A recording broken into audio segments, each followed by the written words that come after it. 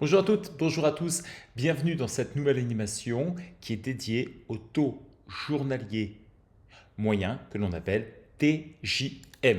Voilà le sujet de cet après-midi. Alors on va prendre un sommaire relativement simple, c'est quoi le TJM, pourquoi est-ce qu'on le calcule, comment on le calcule et on terminera par un exemple. Pour ceux et celles qui ne me connaissent pas, je m'appelle Patrick Maurice, je suis expert comptable. Je suis le cofondateur de la société Doux, qui est une société d'expertise comptable à distance. Et on va commencer tout de suite par cette première partie. Le TJM, c'est quoi? Alors, c'est super simple, c'est votre prix de vente journalier hors taxe. Alors pour les micro-entrepreneurs qui ne sont pas assujettis à la TVA, enfin pour ceux qui sont en dessous du forfait, eh bien là, vous ne vous préoccupez pas de cette situation, c'est votre prix normal sans tenir compte de TVA. Par contre, pour tous les autres qui assujettissent leurs prestations de service avec de la TVA, tenez compte sur le hors taxe, ce sera beaucoup plus simple. Alors pourquoi est-ce qu'on fait un TJM? Parce que c'est relativement simple, c'est pour ne pas faire comme le voisin. Je m'explique. Trop souvent, les personnes ont tendance à calculer leur taux journalier en fonction de leur voisin, en fonction de leur expérience antérieure. Alors ce n'est pas forcément mauvais en tant que tel, mais ce n'est pas nécessairement la meilleure solution pour plusieurs raisons.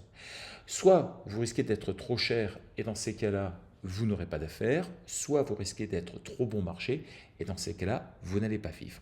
Donc le plus simple, eh bien, c'est de se dire comment est-ce qu'on fait pour le calculer. Alors pour le calculer, c'est super simple. On va tenir compte de plusieurs éléments, des dépenses, des salaires, et lorsqu'on additionnera le tout, on divisera par le nombre de jours facturables, ce qui vous permettra de déterminer quel est le taux journalier moyen auquel vous devez vendre votre prestation. On va commencer par les dépenses, le premier grand poste.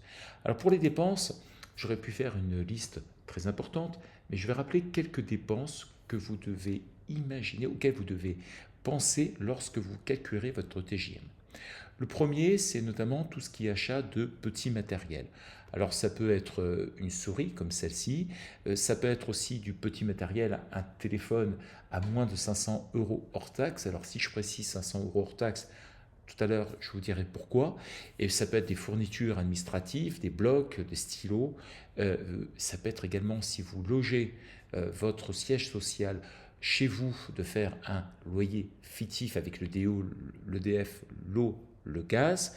Ou si vous êtes dans un espace de coworking, tenir compte de la coût de la location.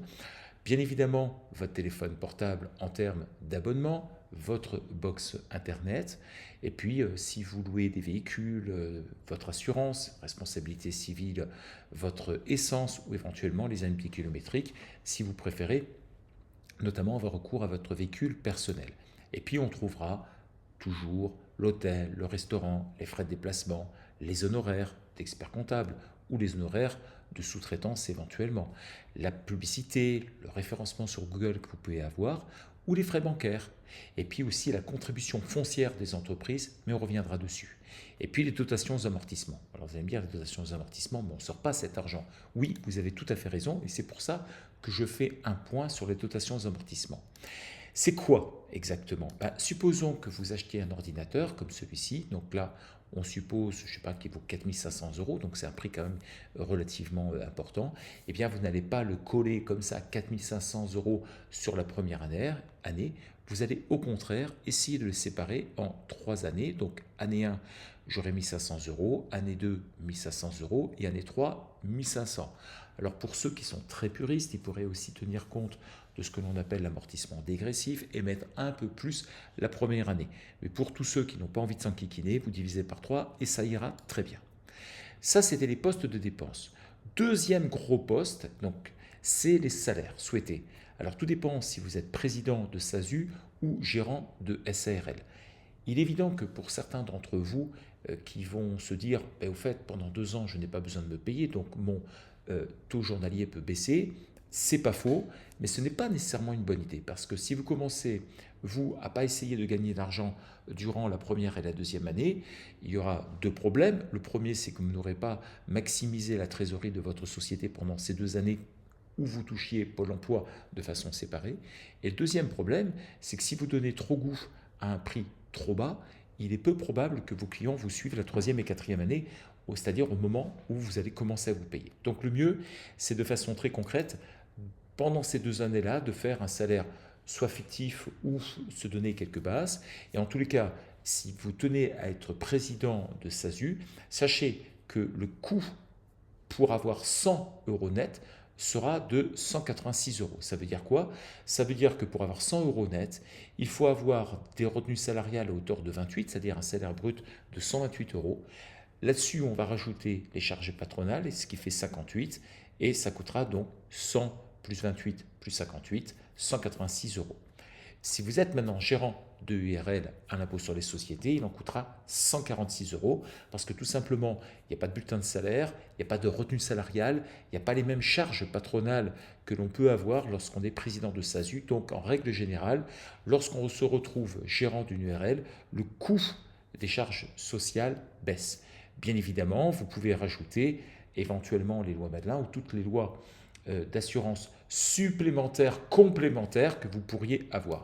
Et si vous voulez avoir un vrai calcul, ce que je vous invite à faire, c'est taper chez.doux.fr/simulateur.rémunération, enfin tirer plutôt du 6, rémunération, ça vous permettra tout simplement d'avoir le vrai calcul précis de votre coût social, que vous ayez l'ARE, pas l'ARE, que vous vouliez rajouter des éléments supplémentaires. Alors, j'ai parlé des salaires, j'ai parlé des frais divers et variés, et maintenant, on va parler du nombre de jours de travail. Alors, en France, comme sur cette planète complète, il y a 365 jours dans l'année, mais il y a des congés, il y a des jours fériés et week-ends, et il y a la maladie éventuellement qui peut tomber.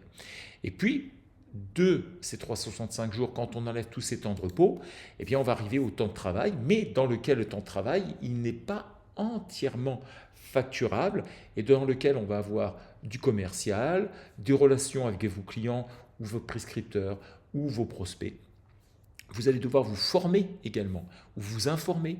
Et puis, il y aura toujours des bases, vous savez, un peu de rangement, de comptabilité, des choses toutes bêtes, mais auxquelles, en tout cas, on n'arrive pas à facturer. Moralité de l'histoire, quand on enlève 365 jours, on enlève le temps de repos, qu'on enlève le temps de travail mais qui n'est pas facturable, il reste le temps facturable. Généralement, il reste une sorte de maxi de 200 jours approximativement, je dis bien approximativement. Moralité de l'histoire, eh bien, lorsque on veut calculer son temps journalier, on prend tout ce qui est en haut ici, dépenses plus salaire, et on va le diviser par le nombre de jours.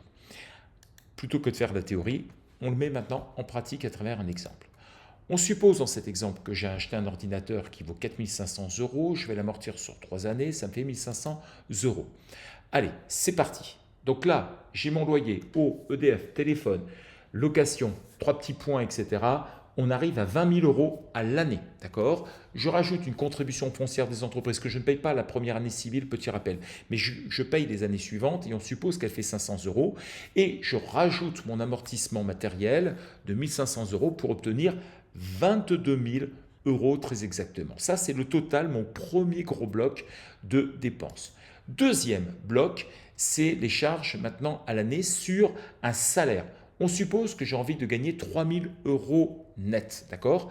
Pour gagner 3 000 euros net, eh bien, je vais rajouter les charges retenues salariales, les charges patronales. Je suppose que je suis président de SASU. Encore une fois de plus, si j'étais en URL, ça coûterait moins cher.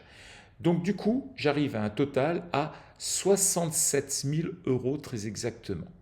Et donc, lorsque je reprends mon premier bloc avec les frais, les charges, mon deuxième bloc avec les 67 000 euros de chargés, quand j'additionne les deux, 22 plus 67, ça fait bien 89 000 euros.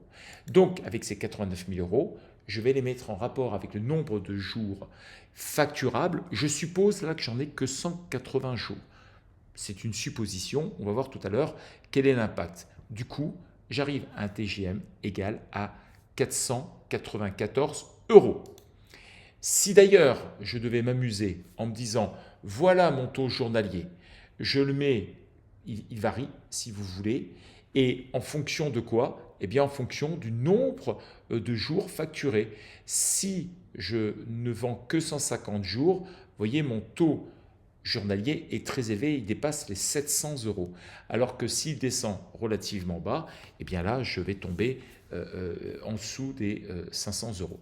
Donc, moralité de l'histoire, si vous voulez justement vous permettre de mieux comprendre le fonctionnement, faites vos calculs directement avec vos propres chiffres.